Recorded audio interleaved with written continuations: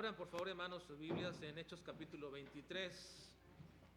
La última ocasión que estuve aquí, estuvimos observando capítulo 22. Recuerden que en estos capítulos el apóstol Pablo está hablando acerca de su testimonio y lo va a seguir haciendo precisamente porque el asunto es que este testimonio del apóstol Pablo es la maravillosa manifestación de lo que Dios hace en la transformación de una vida. Estas no son historias, hermanos, que ya sucedieron y no acontecen más. Toda la vida, todo el tiempo estamos observando cómo es que el Señor Jesucristo transforma la vida de una persona. Qué bendición, hermanos. Por eso dice la Biblia que hay gozo en el cielo cuando un pecador se arrepiente.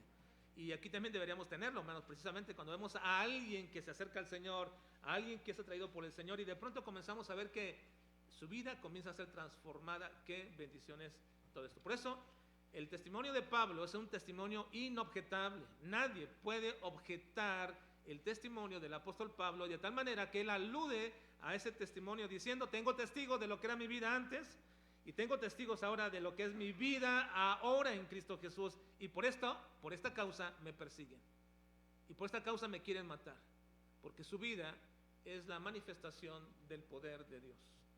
Ahora estamos en el capítulo 23, hermanos, siguiendo este tema que dejé pausado todo un mes y que agradezco a Dios, ¿verdad?, que varios pastores pudieron venir durante este tiempo que no pude estar aquí en el templo, hermanos. Agradezco a Dios por cada uno de ellos que se dispuso. De cuando les pedí, inmediatamente dijeron que sí podían venir, aun cuando tenían sus actividades y cosas que hacer, dijeron sí vamos, y gracias a Dios por eso, ¿verdad?, porque quiero manifestarles que hay un aprecio muy grande por la iglesia juarense, hermanos, de parte de todos los pastores de esta región. Tienen un aprecio muy importante, hermanos, por la iglesia juarense, y agradecemos a Dios por eso, ¿verdad?, que pueden disponerse de manera muy rápida, inmediata, y decir sí, ahí estamos, queremos hacerlo. Y gracias a Dios por cada pastor, ¿verdad?, que lo pudo hacer. Entonces, hace un mes dejé pausada este tema que estamos siguiendo de todo el libro de los Hechos. Estamos perfilándonos hacia el final de la historia de los Hechos. No sé si lo podemos terminar este año, pero Dios permita que sí, y podamos comenzar ya con una nueva serie de enseñanzas que ya nos han tomado prácticamente casi 3 años, ¿verdad?, del libro de los Hechos. Y hoy vamos a ver en Hechos capítulo 23, al inicio de este capítulo, todavía bajo el tema general, el testimonio inobjetable del apóstol Pablo. Vamos a observar, hermanos, del versículo 1 al versículo 10 ahora, y lo haremos bajo el subtema: la doctrina divide. La doctrina divide. Estaba pensando acerca de esto porque ustedes van a observar que este es el tema importante de este pasaje, de este párrafo del versículo 1 al 10, cómo es que la doctrina divide. Pero estaba pensando acerca de esto y decir: ¿qué tan importante, hermanos, es la doctrina para nosotros? ¿Qué tan importante es? Déjenme decirles, hermanos, que sin enseñanza doctrinal no podemos ser salvos. No quiere decir que yo tenga que aprender una doctrina para poder ser salvo, pero tengo que saber una doctrina, y esa doctrina tan especial es precisamente la doctrina del señorío de Jesucristo, sin la cual yo no puedo ser salvo. Sin la enseñanza doctrinal yo no puedo vivir una vida santa al Señor. Sin la enseñanza doctrinal yo no puedo vivir una vida práctica que me guíe, que me lleve en mi vida a tomar las decisiones correctas, si no hay una enseñanza doctrinal. Así que la enseñanza doctrinal es importante, pero sobre todo la enseñanza doctrinal es más importante porque la enseñanza es lo que creemos de nuestro Dios, es lo que decimos creer y que enseñamos, y que nosotros con nuestra vida estamos dando testimonio de nuestro Dios.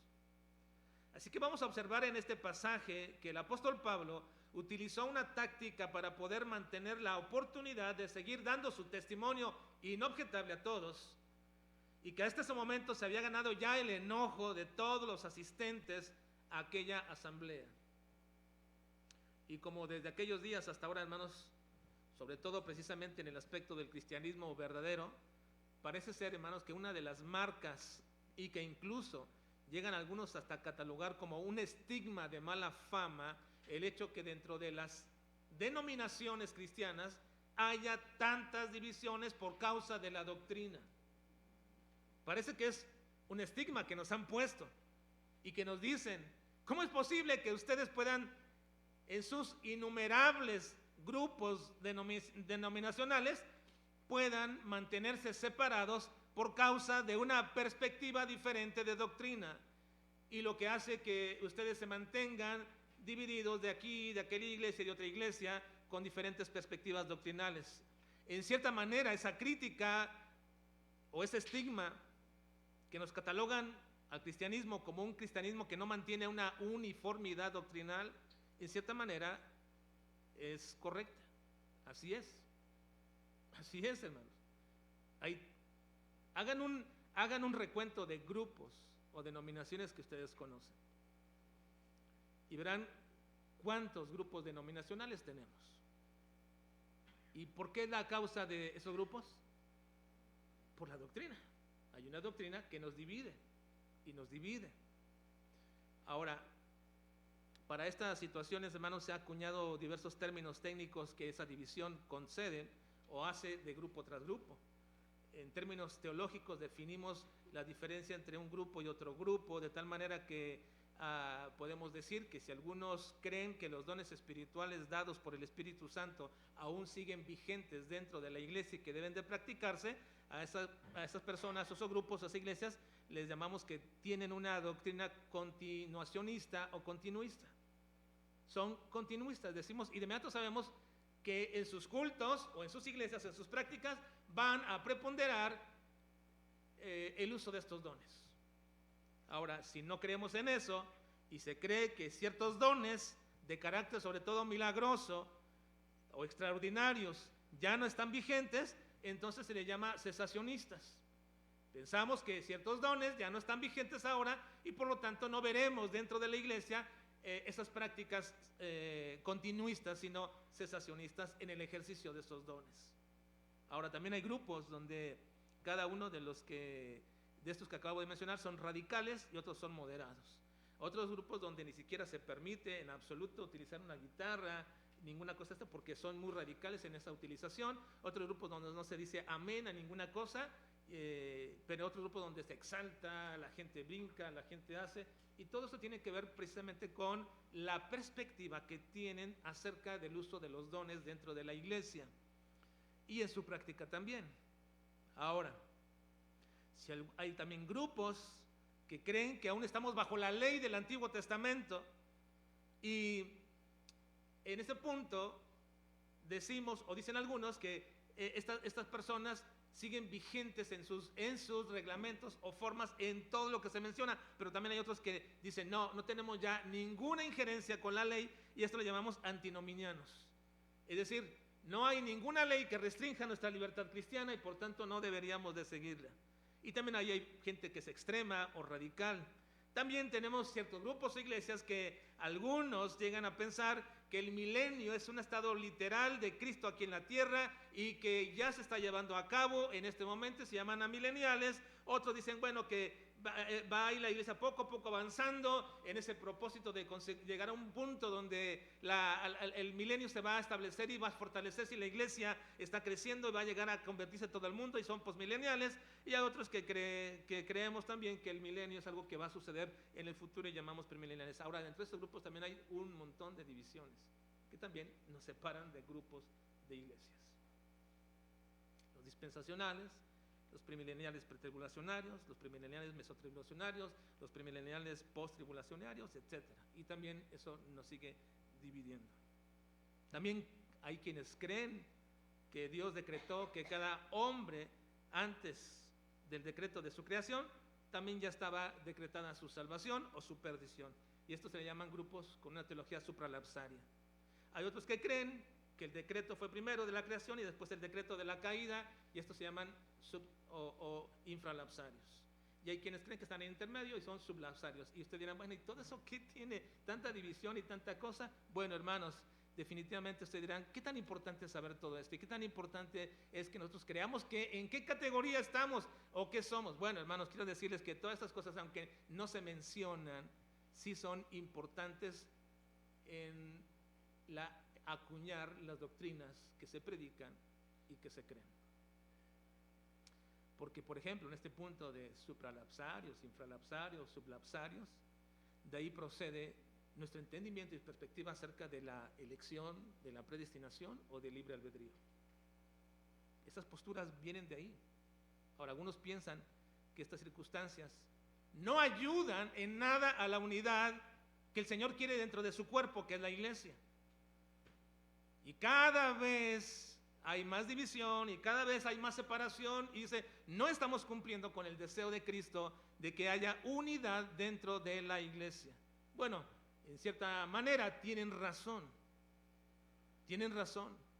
Y es por ello, por lo que aun cuando muchas denominaciones mantenemos la unidad en la doctrina fundamental respecto a Dios en cada una de las tres personas, el Padre, el Hijo y el Espíritu Santo, y muchas denominaciones y grupos creemos exactamente en lo mismo y creemos que Cristo, el Padre y el Espíritu Santo son el mismo Dios, y aun cuando creemos que la salvación es solamente por única gracia de Dios mediante el sacrificio expiatorio de Cristo, y creemos que la Biblia también, como todos ellos, es la única revelación divina suficiente y necesaria para nuestras vidas, entonces podemos decir que quien cree todas estas verdades son nuestros hermanos.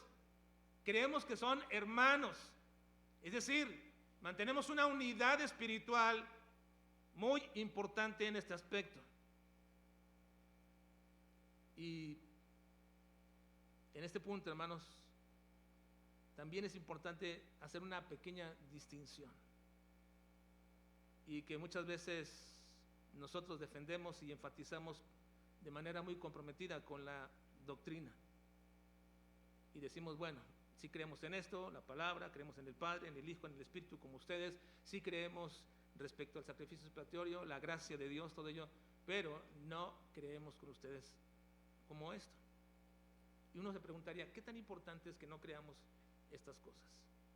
¿Qué tan importante es que esto nos separe o nos divida de alguna manera de estos grupos? ¿Qué tan importante es todo esto para nosotros? ¿O qué distinción deberíamos de hacer y de enfatizar y defender nuestra doctrina de manera comprometida?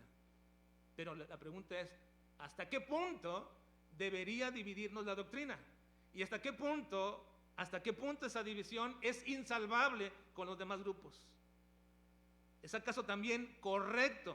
Y pregunto, ¿es acaso correcto llamarle herejes a grupos de iglesias que no coinciden con nosotros, aún en las doctrinas fundamentales? Sí, pero difieren de nosotros en doctrinas que no son fundamentales. ¿Acaso deberíamos llamarles herejes? ¿Será acaso, hermanos, nuestro celo por ciertas doctrinas realmente correcto y conforme a ciencia, como el apóstol Pablo interpelaba a los judíos religiosos que eran celosos pero no conforme a ciencia? ¿Será acaso correcto esas posturas? ¿O acaso deberíamos llamarle hermanos a todo aquel que dice que cree en Dios? Bueno, hermanos, definitivamente no trato de contestar todas estas preguntas ahora porque es muy largo, pero sí hay muchas preguntas al respecto que en el estudio de este pasaje podemos por lo menos poner principios suficientes que nos ayuden. Y en esta ocasión veremos dos circunstancias, situaciones o principios que nos darán luz para establecer posturas y principios respecto al tratamiento de la cuestión doctrinal como algo que es realmente importante o no lo es. Algo que debería dividirnos o no dividirnos. O algo que debería simplemente decir, pasamos por alto y no nos interesa realmente el entendimiento de dichas doctrinas. Así que vamos a ver la primera cuestión que encontramos en este pasaje bajo el tema general del testimonio inobjetable del apóstol Pablo, porque no olviden que está dando testimonio en este momento él de su vida en Cristo y su ministerio. Y ahí encontramos precisamente el hecho de que la doctrina divide. Pero ¿de qué forma divide y cómo debería de dividir? Versículos 1 al 5, por favor, hermanos. Hechos 23, 1 al 5. Igual, si algunos quieren, hermanos, prender su ventilador, porque creo que algunos tienen un poquito de calor, hermanos, pueden hacerlo ahí. Porque veo algunos que están haciendo un poquito de aire con sus manos. Si lo quieren hacer, alguien háganlo. No sé si quieren hacerlo ya. Para algunos.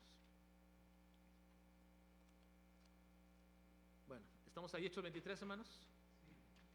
Vamos a hacer la lectura de versículos 1 al 5 primeramente. Aquí vamos a encontrar la primera cuestión respecto de la doctrina que quiero que ustedes observen, hermanos. Leamos, dice, entonces...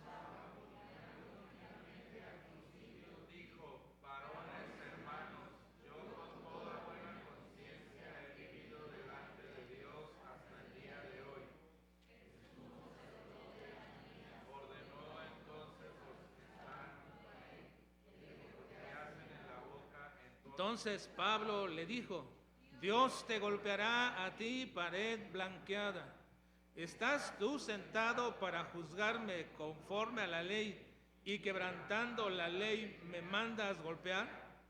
Los que están presentes dijeron, ¿al sumo sacerdote de Dios injurias? Pablo dijo, no sabía, hermanos, que era el sumo sacerdote, pues escrito está, no maldecirás a un príncipe de tu pueblo. Aquí vemos la primera parte de lo que es nuestro tema bajo el testimonio de Pablo que está dando y nos deja observar precisamente esta circunstancia, la doctrina divide.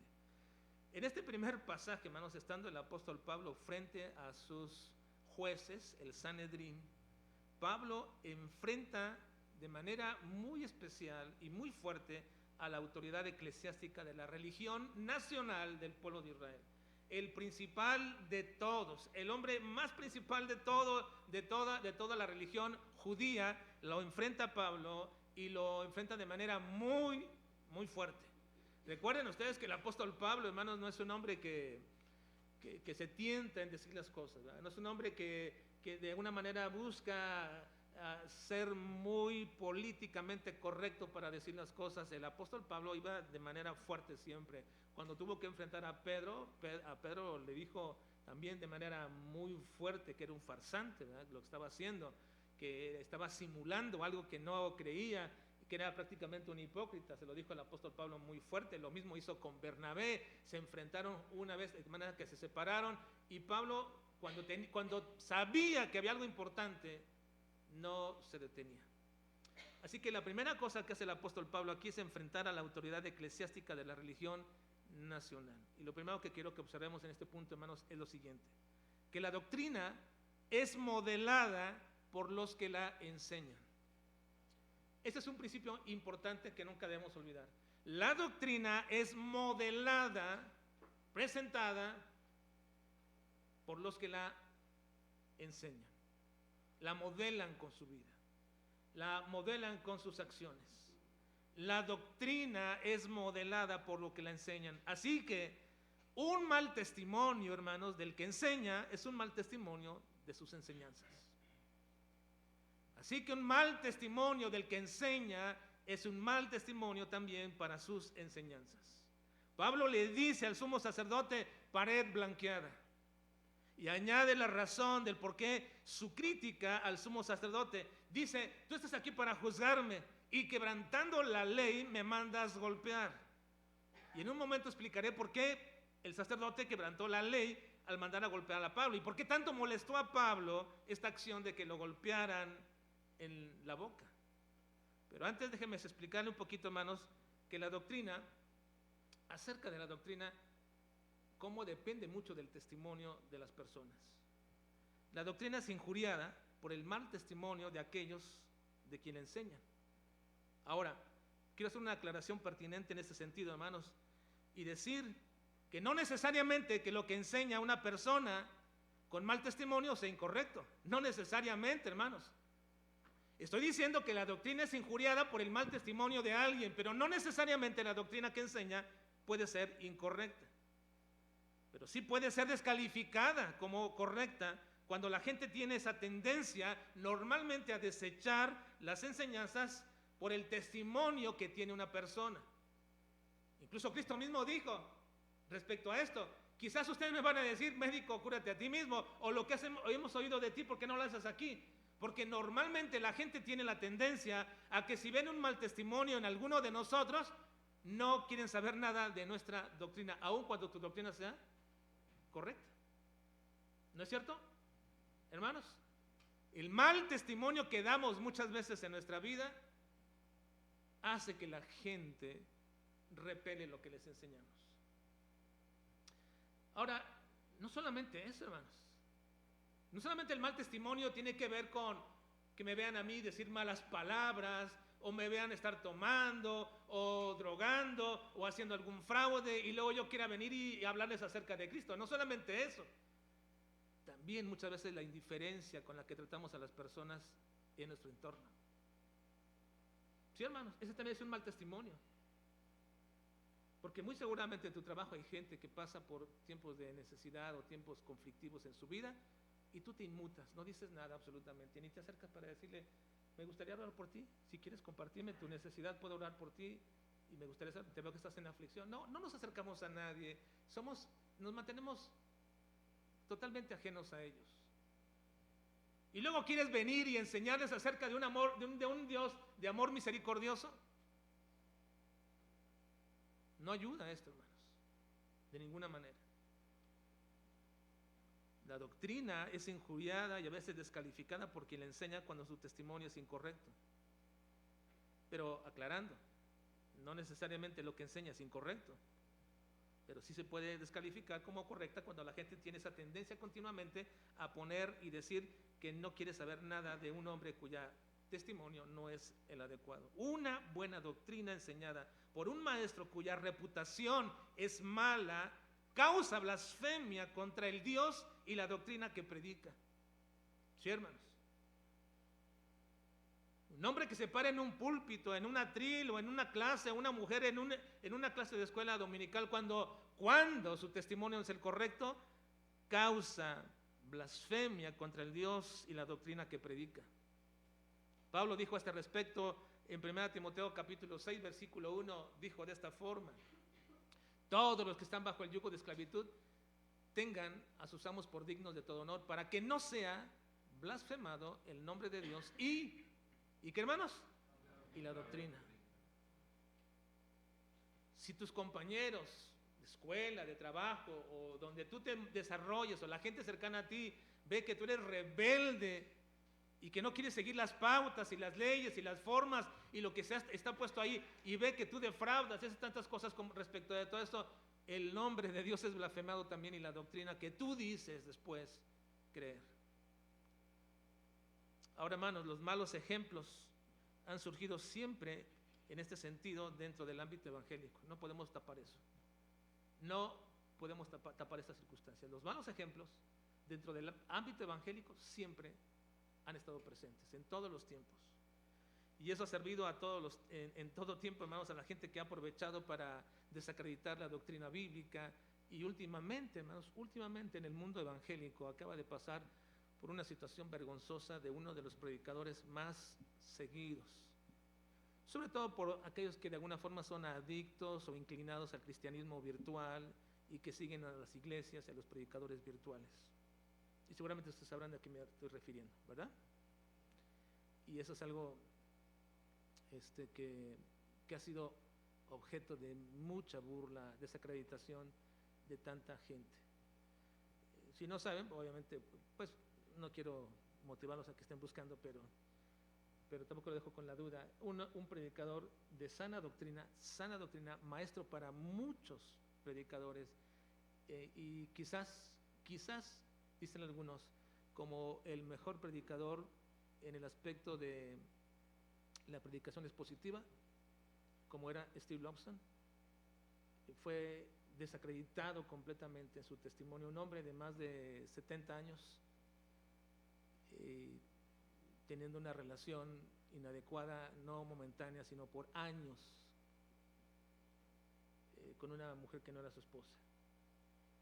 Y uno dice, ¿hasta dónde puede llegar todo esto? ¿Y qué pasa, hermanos? La doctrina y el Señor es blasfemado por causa de estos hombres.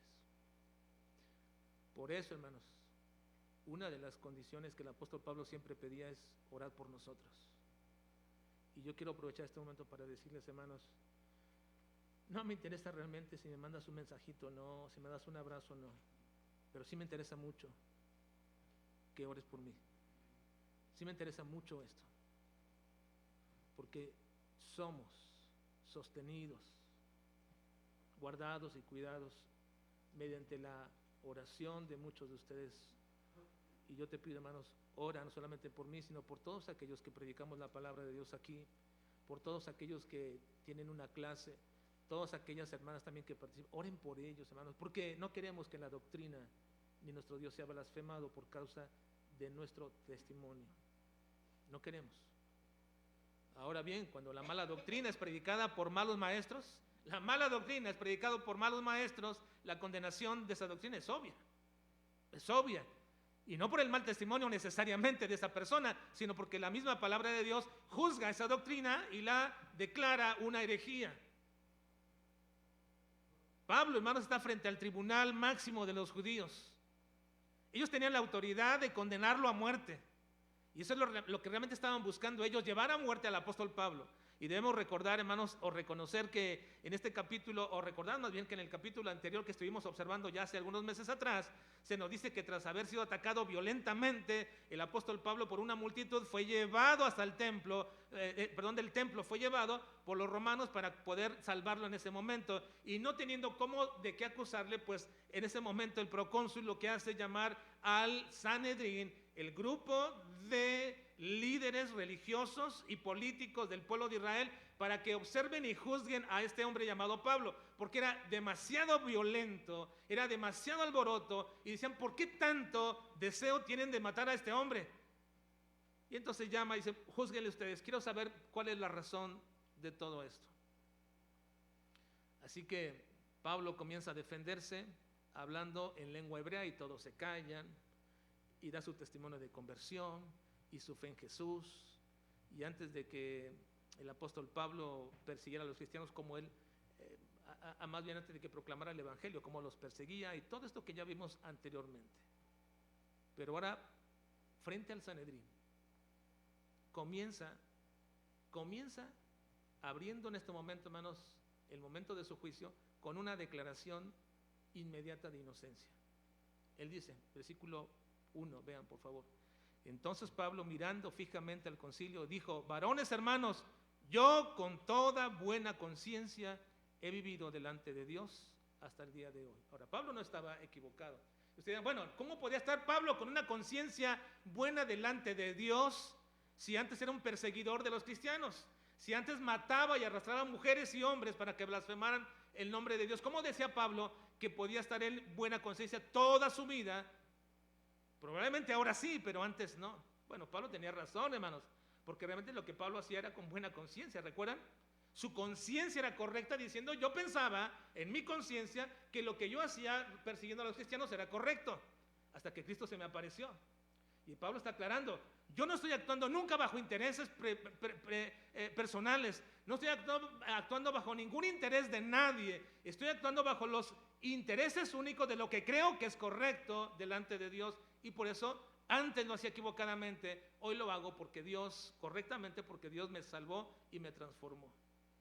Hay gente que es muy sincera y con buena conciencia en su corazón, pero están equivocados.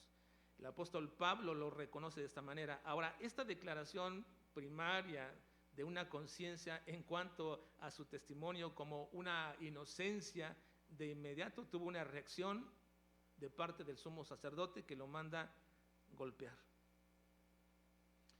Y en este momento hizo enojar tanto al sumo que fue y le dijo a alguien que lo golpeara en la boca. Eso hizo enojar tremendamente al sacerdote, pero también a Pablo. Y Pablo responde diciéndole, eres una pared blanqueada. Esta expresión, hermanos, es muy fuerte. Es una expresión metafórica que quiere decir que alguien da una apariencia por fuera limpio, blanco y correcto, pero es evidente que dentro de sí, es una persona que tiene que esconder lo sucio y lo vergonzoso con apariencias. Miren, hermanos, esta misma metáfora la usó Cristo con los fariseos. Él dijo en Mateo 23, 27, de esta forma, insensatos y ciegos. 27, es 27 el versículo, ¿verdad? Mateo 23, 27.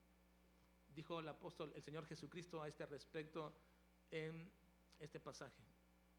Ay de vosotros, escribas y fariseos hipócritas, porque sois semejantes a sepulcros blanqueados, que por fuera a la verdad se muestran hermosos, mas por dentro están llenos de huesos, de muertos y de toda inmundicia. El término blanqueado simplemente significa eso. Cuando alguien quiere esconder algo, da una apariencia buena normalmente. Quiere dar una apariencia buena. Eso es lo que es en un sentido la hipocresía. Eso es ser una persona que se quiere blanquear externamente, pero dentro está totalmente en pudrición, en pecado. Mientras no confiese y se arrepienta delante del Señor, verdaderamente seguirá siendo una persona blanqueada. Miren, hermanos, hay gente que se quiere blanquear viniendo al templo. Se quiere blanquear dando sus ofrendas o diezmos. Se quiere blanquear haciendo alguna labor dentro del templo. Se quiere blanquear ayudando a tal o cual persona. Se quiere blanquear de muchas formas y maneras. Pero esa forma de blanquearse lo único que indica, hermanos, es esconder lo que está dentro de su vida, su corazón, su mente. Entonces el apóstol Pablo usa esta expresión de manera muy fuerte, recriminando al sumo sacerdote, pero luego cuando le dicen al sumo sacerdote injurias, el apóstol Pablo se disculpa no por las palabras que dijo, no fue por las palabras que dijo, sino porque dice, yo no sabía que era el sumo sacerdote. Ahora, eso no quitaba de ninguna manera que estaba actuando mal, de acuerdo a la ley judía, estaba actuando mal, y por eso dijo, eres una pared blanqueada. Lo recriminan, él dice, yo no sabía que eras el sumo sacerdote. Algunos piensan, hermanos, que Pablo está siendo aquí muy irónico en lo que está diciendo. Hay varias razones por qué ¿cómo es que Pablo no sabía que era el sumo sacerdote? Bueno, puede ser que en ese momento el sumo sacerdote no llevaba sus ropas o su ropaje que lo distinguía. Puede ser que el apóstol Pablo no conocía quién era el sumo sacerdote en Israel en ese momento porque tenía mucho tiempo fuera de Israel. Pero también es muy probable que Pablo está diciendo de manera irónica, no sabía que era un sumo sacerdote, porque la forma de actuar no es la de un sumo sacerdote. Y probablemente eso sea. Es como cuando la gente nos dice, yo no sabía que tú eras cristiano, ¿y por qué no sabían que eras cristiano? Cuando alguien te dice así, oye, yo no sabía que tú eras cristiano, te deberías de preguntar por qué no sabían que eras cristiano. Quizás una de las respuestas sea, porque tu forma de actuar no es la de un cristiano. ¿Podría ser, hermanos? Tu forma de hablar no es como dicen los cristianos que yo conozco. La forma de conducirte no es como la de los cristianos. Por eso no sabías, o la gente no sabe que eres un cristiano.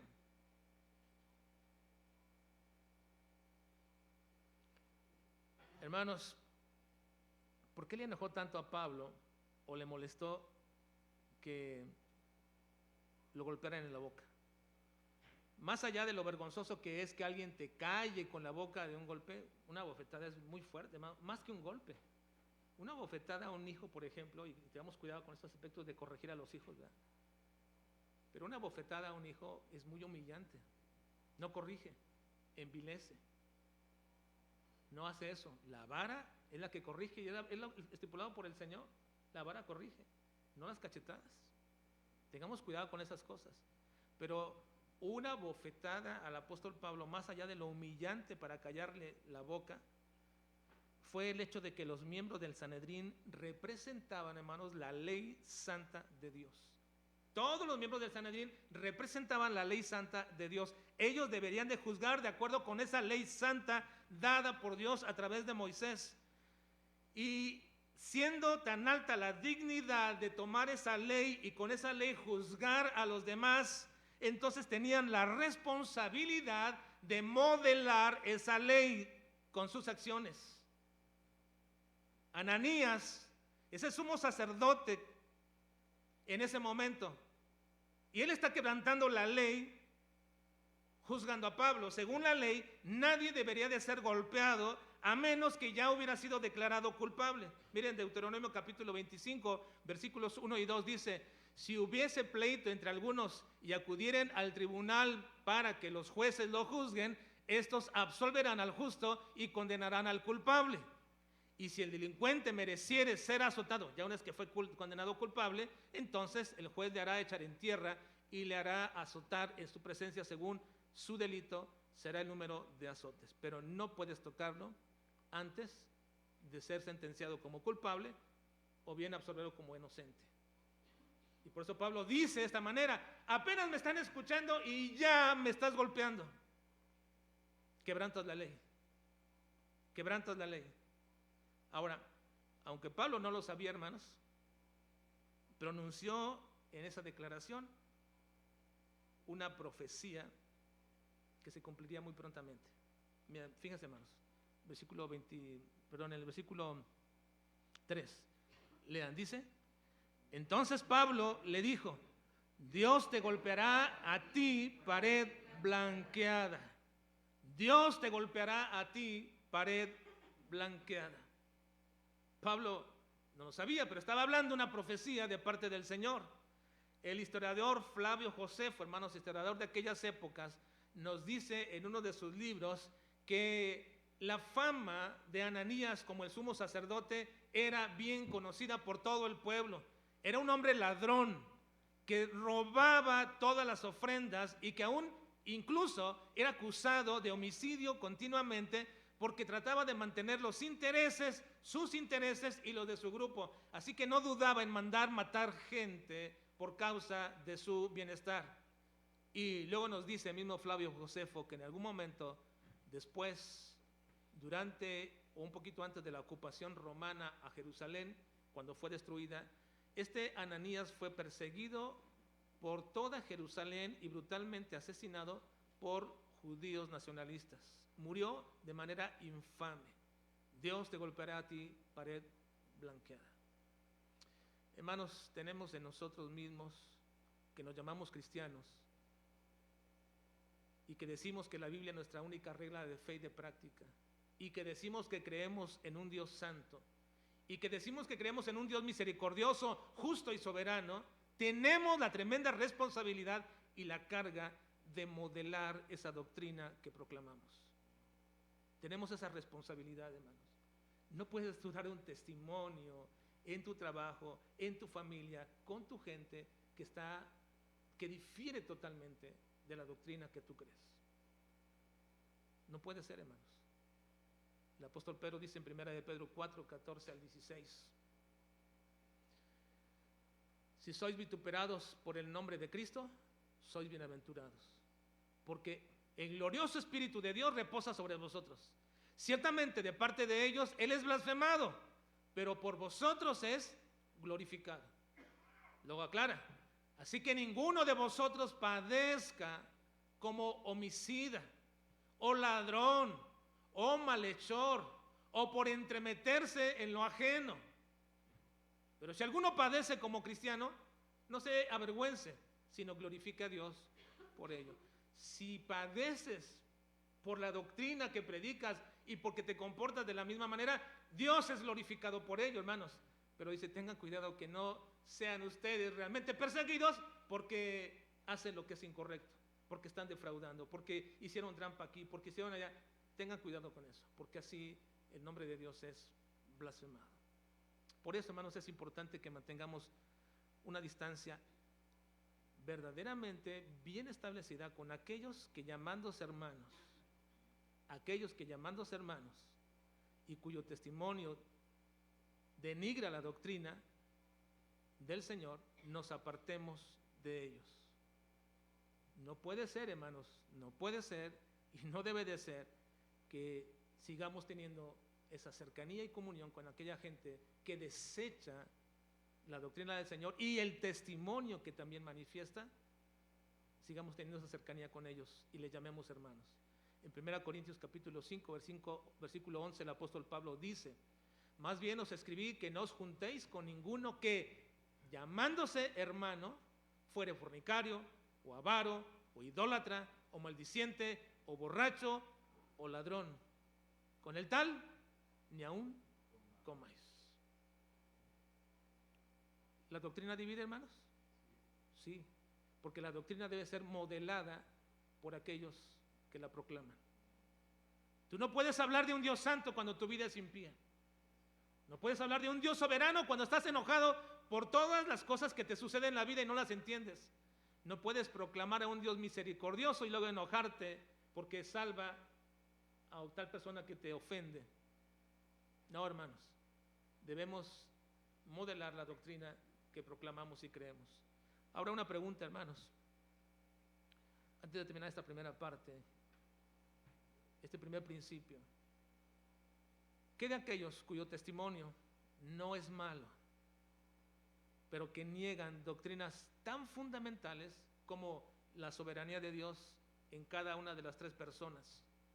¿Qué de aquellos que niegan la obra soberana que hace en cada una de las personas el Espíritu Santo, el Hijo y el Padre en la salvación de los hombres?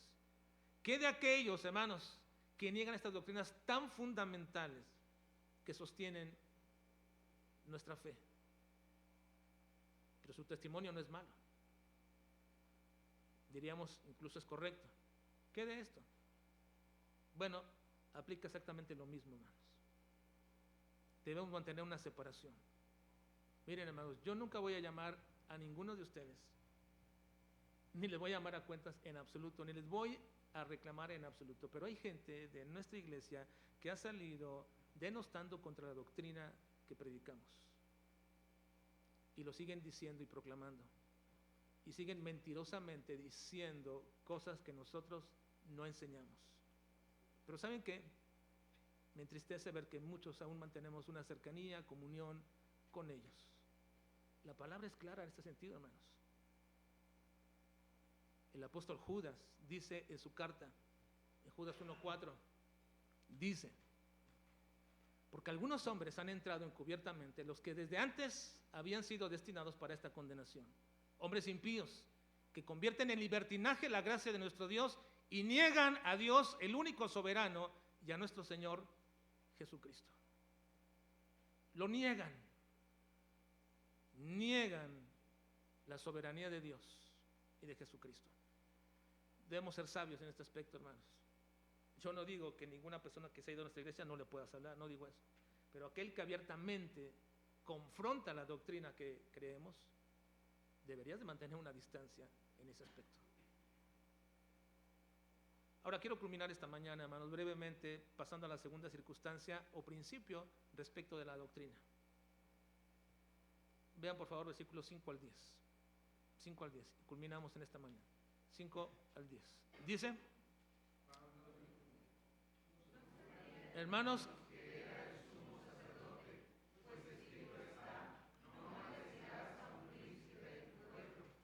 entonces Pablo, notando que una parte y otra de fariseos, alzó la voz en el concilio: varones hermanos, yo soy fariseo, hijo de fariseo. Acerca de la esperanza de la resurrección de los muertos se me juzga. Cuando dijo esto, se produjo disensión entre los fariseos y los saduceos, y la asamblea se dividió, porque los saduceos dicen que no hay resurrección, ni ángel, ni espíritu, pero los fariseos afirman estas cosas. Y hubo un gran vocerío, y levantándose los escribas de la parte de los fariseos, contendían diciendo: ningún mal hallamos en este hombre, que si un espíritu le ha hablado o un ángel, no resistamos a Dios. Y habiendo grande disensión, el tribuno, teniendo temor de que Pablo fuese despedazado por ellos, mandó que bajasen soldados y le arrebatasen de en medio de ellos y le llevasen a la fortaleza. Bien, el apóstol Pablo, hermanos, inmediatamente se da cuenta que el Sanedrín está compuesto por fariseos y saduceos. Así que hace una proclamación que lo ayuda a que ese juicio no se lleve a cabo. Porque, hermanos, ellos tenían el poder en ese momento de condenarlo a muerte, no matarlo, condenarlo a muerte, y decirle al tribuno, de acuerdo a nuestra ley, es digno de muerte. Como lo que hicieron con Jesucristo, ¿se acuerdan? Lo mismo hicieron con Jesucristo. Y el tribuno, en aquel momento, Poncio Pilato, no queriendo meterse en problemas, dijo: bueno, pues yo creo que es inocente, pero como su ley lo condena, matémoslo. Ahora, eso estaba obviamente planeado por el Señor, así iba a morir. No fueron los judíos que lo mataron ni los romanos que lo mataron, sino el Señor quien tenía estipulado la muerte de su hijo. Pero aquí también está muy importante lo siguiente, hermanos: es el Señor quien tiene perfectamente estipulado que Pablo no tiene que morir ahora, aunque puede ser muerto, sino que tiene que llegar a Roma y proclamar el evangelio en Roma. Y por tanto, observando todo esto, el apóstol Pablo hace una declaración que divide, y su declaración fue doctrinal. Su declaración fue doctrinal, hermanos, y fue la doctrina lo que dividió la asamblea. Así que la segunda cosa que quiero que observemos respecto a la doctrina, y cómo es que la doctrina divide, hermanos, es que las posturas doctrinales dividen cuando se niegan verdades explícitas y teológicas de la Escritura. Dividen. Así que, hermanos, no somos llamados a mantener un ecumenismo indiferente doctrinal. No. Tengamos un celo verdadero en este aspecto, hermanos, y verdadero y real. Las doctrinas dividen cuando se niegan verdades explícitas y teológicas de la palabra. No somos llamados, ni somos invitados, ni deberíamos acudir a un ecumenismo que es indiferente a la doctrina. No. Es algo muy obvio, pero tengo que decirlo, hermanos. Deberíamos de cuidarnos de llamar a toda persona hermanos. Tengamos cuidado. Los testigos de Jehová no son nuestros hermanos. Ellos niegan a Jesucristo como Dios verdadero. No son mis hermanos. Los mormones no son nuestros hermanos. Tampoco niegan verdades fundamentales de la salvación e incluso nos dicen que podemos ser dioses como el Dios verdadero. Los carismáticos y pentecostales que son unitaristas o unicitaristas, es decir, aquellos que niegan la Trinidad divina o que son modalistas, tampoco son nuestros hermanos. Los adventistas del séptimo día que niegan las doctrinas cardinales o alguna de ellas, no podemos considerarlos verdaderamente cristianos. Y debemos mantener una diferencia y separación respecto de reunirnos con ellos o de asistir o de participar de sus actividades. Pablo se dio cuenta de la división que había en el Sanedrín, al menos en estos dos grupos grandes, los fariseos y los saduceos. Y Pablo se identificaba con los fariseos. De tal manera que él dijo, yo soy fariseo, hijo de fariseo. Y por la fe de fariseo se me juzga en este momento. Y los saduceos, que negaban todo aspecto espiritual, entonces se dividió la asamblea. Pablo aprovechó esta situación. Miren, fíjense importante lo que dice Pablo, yo soy hijo de fariseo. Y Pablo se refirió a una herencia como hijo de fariseo, y luego añade acerca de la esperanza y de la resurrección de los muertos se me juzga. Esa es una declaración doctrinal importantísima y cardinal, hermanos. Acerca de la esperanza y de la resurrección de los muertos se me juzga. Él sabía que este es el gran tema de controversia entre fariseos y saduceos. Pero no solamente lo hizo para ponerlos en contra unos contra otros, sino simplemente estaba en ese momento dando el aspecto fundamental de la doctrina del Evangelio, la resurrección de Cristo. El apóstol Pablo predicó fuertemente, siempre y continuamente, de que él hablaba de la muerte, de la sepultura y la resurrección, y toma todo el capítulo 15, un gran capítulo para establecer la resurrección de Jesucristo como algo fundamental de nuestra fe. Si Cristo no resucitó, estamos en nuestros pecados. Si Cristo no resucitó, somos los más dignos de conmiseración. Si Cristo no resucitó, estamos condenados. Luego termina, mas ahora Cristo ha resucitado. Y qué bendición, hermanos, ¿no? Qué bendición. Porque la resurrección de Cristo entonces nos pone en el relieve de que nuestra confesión de Jesucristo como Señor es real y verdadera. De que las promesas de Cristo de una vida eterna son verdaderas. Y que nos sostienen en este tiempo. Así que Pablo, con una declaración doctrinal, manifiesta, o sea, sentir una división, y él lo provocó. ¿Por qué, hermanos? ¿Por qué provocó esto? Porque era necesario establecer bien su postura doctrinal. Miren, hermanos, hace años fui invitado a una... Yo soy muy reticente a esas cosas. Era muy reticente a buscar cercanía con cualquier otro grupo. Incluso con iglesias bautistas de esta manera. Y yo sé que Dios me ha enseñado varias cosas respecto a este asunto para quitar ese prejuicio de pronto con algunos. Pero hace años fui invitado, hermanos, a una reunión de iglesias pentecostales, donde se me pidió poder hablarles acerca del estudio de la palabra de Dios como la única regla de fe y de práctica. Yo le dije al hermano que me estaba invitando donde se van a reunir unas 40, 50 pastores de esas iglesias. Le dije, mira, no me siento a gusto poder hablarles de esto, porque lo que voy a hablarles es algo muy diferente a lo que ellos creen. Y yo no quiero causar problemas con ellos, ¿por qué voy a hacer esto? Él dijo, no, yo les dije quién eres tú, les expliqué todo esto, y ellos están deseosos de querer entender bien cómo se debe estudiar la Escritura, cómo se debe perfilar en el sentido de interpretarla. Y me insistió tanto, dije, bueno, está bien, pero tengo nada más una petición. Lo primero que voy a hacer es explicarles y decirles algo fundamental de la doctrina. Y si ellos lo rechazan, en la primera sesión, durante el primer espacio que hagamos, tú me despides de ellos y digo que ya no puedo continuar, que no pude seguir y ya tú haces lo que quieras porque no puedo seguir con esto. Entonces dijo, sí, lo hacemos. Y comencé la enseñanza con ellos y lo primero que les dije fue esto: hermanos, yo quiero sinceramente tratar de compartir con ustedes algo que Dios me ha hablado a mí, me ha dicho en su palabra, y que creo que es importante para todos ustedes como pastores de iglesias, que puedan ustedes aprender acerca de cómo enseñar la palabra de Dios. Pero es sumamente importante que la palabra de Dios, siempre que ustedes predican, sea doctrinal. Y quiero expresarles una doctrina que yo sé que muchos de ustedes no creen, pero que si están dispuestos a entenderla y creerla y se les explique, lo hago en este momento y podemos proseguir. Y me refiero a la doctrina de la seguridad de la salvación. La mayoría de pentecostales no creen en esto. Ellos creen en la pérdida de salvación. Entonces dije, voy a explicarles esto. No me interrumpan nadie, absolutamente no hay preguntas ahorita, nada en este momento. Quiero explicarles. Y después de explicarles, tenemos un tiempo de preguntas si ustedes gustan. Y podemos continuar si ustedes quieren.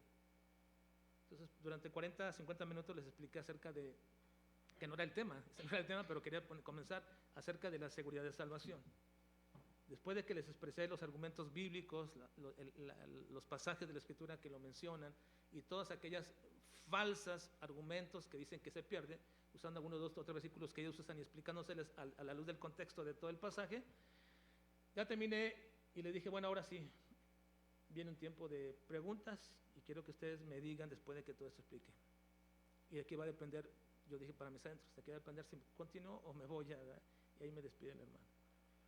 Y al terminar, hermano, mi sorpresa fue que comenzaron uno a uno por ahí, no todos, ¿verdad? Pero comenzaron a levantar la mano y decir, yo siempre he enseñado que la salvación se pierde, pero no sabía por qué. Lo que ahora sí se dice es que no se pierde, que es una obra de gracia de parte de Dios y es Dios quien la mantiene. Y comenzó uno a decir esto, el otro, y aquel, y cuando comencé a ver el Espíritu en su deseo de cambiar esa perspectiva tan fundamental de sus doctrinas, dije, bueno, ahora viene el tiempo, ya no voy a hablar más de doctrinas, voy a hablar de cómo estudian la Biblia para que puedan perfilar las doctrinas bíblicas. Y acepté continuar hasta la noche con ellos, desde la mañana hasta la noche que terminamos. Unas semanas después viene el pastor que me invitó y me dice, te quiero decir lo siguiente, una de las iglesias pentecostales que vinieron, que está en el valle aquí de Ciudad Juárez, me mandó una foto y quiere que veas esto. Y decía, antes decía Iglesia Pentecostal de la Fe en Cristo Jesús, etcétera, etcétera. Ahora decía Iglesia Bautista. Y me sorprendió. Y dije, ¿qué dice así? Quiere seguir aprendiendo, entendiendo, comprendiendo la palabra del Señor. Y si hay muchos otros que no cambian su nombre, pero que están entendidos que deben perfilar bien su doctrina. Hermanos, las doctrinas dividen. Y el hecho de que tú y yo establezcamos qué es lo que creemos es importante y que nos ayude también, hermanos. Pablo aquí lo establece y dice, yo soy juzgado por la resurrección y la esperanza de los muertos. Soy juzgado por esta doctrina. Ahora, mi interés de ninguna manera era cambiar a alguien que dijera, bueno, ya no eres bautista, hermano, porque no es importante en la vida que me digan a mí bautista. ¿O sí? Pero sí define o no define. Pero no es importante. Yo no voy a ser salvo porque soy bautista, o porque soy pentecostal, o porque soy presbiteriano. No voy a ser salvo por eso. Voy a ser salvo porque si yo creo en Jesucristo, como el único que puede darme la salvación y un acto de gracia de parte de Dios, y creo en el sacrificio expiatorio de Cristo. Esa es la única verdad que me llevará al cielo. Pero, hermanos, es importante enfatizar y establecer doctrinas. Sí es importante, pero ¿hasta qué punto es importante? Esa es la pregunta. Pablo dice: acerca de la esperanza y la resurrección de los muertos se me juzga en este día. Él estaba proclamando el aspecto fundamental del evangelio, la resurrección de Jesucristo. Y aquellos hombres saduceos, que eran los teólogos liberales de aquel tiempo, porque hoy las iglesias están llenas de teólogos liberales que negaban la realidad de la vida después de la muerte, estaban ahí oponiéndose y dividieron de tal manera que ahora ya el Sanedrín ya no juzgó a Pablo, lo sacó el tribuno y se lo llevó. Hermanos, así que este asunto de la doctrina dividió a dos grupos que conformaban el Sanedrín. Los fariseos se pusieron del lado de Pablo e incluso concedieron que muy posiblemente Dios le estaba hablando por medio de un ángel. Incluso concedieron: este hombre está predicando realmente la verdad. Antes, cuando lo querían condenar, dicen: no, realmente puede ser que está predicando la verdad y que un ángel le está hablando. Ahora, no menciono en este momento por qué estos fueran grupos realmente cristianos. No menciono que los dividió porque eran grupos realmente cristianos. No eran grupos cristianos. Pero este evento sí ejemplifica de manera muy visible que la doctrina divide, hermanos. Y quiero decirte, hermano, que nosotros debemos tener mucho cuidado respecto a los movimientos ecuménicos, donde se nos está instando a no tener tanto aprecio a la doctrina y a desecharla como causa de división. Debemos tener cuidado, hermanos. Debemos tener cuidado con todas esas conferencias que se hacen, y no estoy diciendo que todas son malas, pero debemos tener cuidado, hermanos, con todas esas conferencias que se hacen pensando que si creemos en una doctrina fundamental, entonces las demás doctrinas no importan. Y no es así, hermanos. Ellos dicen: bueno, con que creamos doctrinas fundamentales es importante. Así que podemos reunirnos, tener nuestra conferencia y está bien, lo demás no importa. Bueno, debemos tener cuidado y sabiduría respecto a esto, porque decir que las doctrinas no tienen importancia nos puede llevar, hermanos, a caer en lo atractivo que puede ser la unidad indiferente a la doctrina. Cuidado con eso, hermanos, porque entonces, si así es, nos daría lo mismo asistir un domingo aquí y un domingo a una iglesia carismática y un domingo a la iglesia Gracia Soberana, donde su carismatismo basado en una posición de continuismo de dones no nos importa. O asistir a la iglesia del Olivo, donde su posición y práctica en cuanto a la persona del Espíritu Santo está fuera del orden bíblico. O asistir a Vino Nuevo, donde todo el alarde y las cosas que hacen está fuera del entorno de la palabra del Señor. Nos daría lo mismo asistir un domingo aquí y un domingo allá, donde sea, si no apreciamos la doctrina. Pablo sabía de esta condición. La doctrina divide. Y Dios usó esta circunstancia en la condición en la que se encontraba Pablo para que precisamente mediante su providencia lo preservara para cumplir los planes de llevar a Pablo hasta Roma y predicar el evangelio. No van a matarlo aquí, aunque tienen poder. ¿Y qué medio usó? La doctrina. Nosotros, hermanos, debemos tener amor por la doctrina, pero también debemos tener sabiduría para saber cuándo debemos mantener una separación sana y cuándo podemos convivir con otros creyentes. Una sabiduría, pero no seamos indiferentes, hermanos. Yo no te digo que no asistas a todas esas conferencias, qué bueno que lo puedes hacer, pero ten sabiduría. Ten sabiduría, porque la doctrina es sumamente importante dentro de la iglesia, dentro de nuestras vidas, es práctica. Debemos tener sabiduría para mantener una separación sana, y eso nos va a ayudar a crecer, a servir y a glorificar a Dios. Amemos la doctrina de la palabra de Dios y amemos el deseo de querer escudriñarla. No seamos indiferentes. No digamos: no creo eso. ¿Por qué? No lo sé. O no digamos creo esto, ¿y por qué? Tampoco lo sé. Pero no, hermanos, estudiemos la Escritura.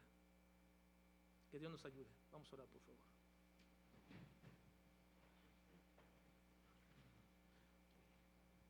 Padre, te estamos suplicando en esta mañana que podamos comprender bien, Señor, tu palabra. Y que no quedemos quizás, Señor, en un mero pensamiento prejuiciado por algo que se pudo haber dicho o algo que ofende a alguien, Señor. No pongamos, Señor, nuestra mente en eso, sino pongamos nuestra mente y nuestro corazón en el deseo de conocerte más, de conocerte a ti como el Dios verdadero, a Jesucristo y al Espíritu Santo, personas de esta divina Trinidad. Que podamos ver tu palabra como nuestro único medio de entendimiento y de juicio en tu palabra.